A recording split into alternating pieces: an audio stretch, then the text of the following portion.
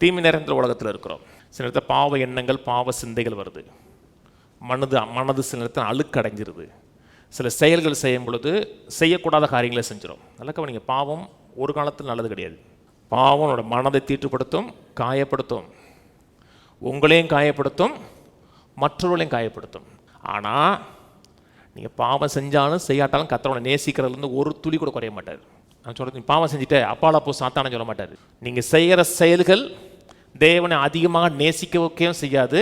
நீங்கள் செய்கிற செயல்கள்லாம் கர்த்தர் உங்களை கம்மியாக நேசிக்க வைக்கவும் செய்யாது. ஆண்டவர் நம்ம நேசிக்கிற அன்பு நிபந்தனையற்ற அன்பு.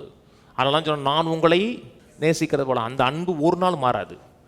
ஆனால் நாம் பாவம் செய்கிறோம், பாவத்துக்கு இடம் கொடுக்கணும்னா பிசாசுக்கு இடம் கொடுத்துருவோம். ஒரு அல்பமான தோற்கடிக்கப்பட்டவனுக்கு நம்மளோட வாழ்க்கையில் செயல்படுவதற்கு இடம் கொடுக்குறோம். மனசாட்சி சுத்திகரிக்கணும். சுத்திகரிக்கணும்னா ரத்தத்தினால கழுவப்பட்டது மட்டுமல்ல, வார்த்தையினால் கழுவப்பட்டுட்டு இருக்கணும்.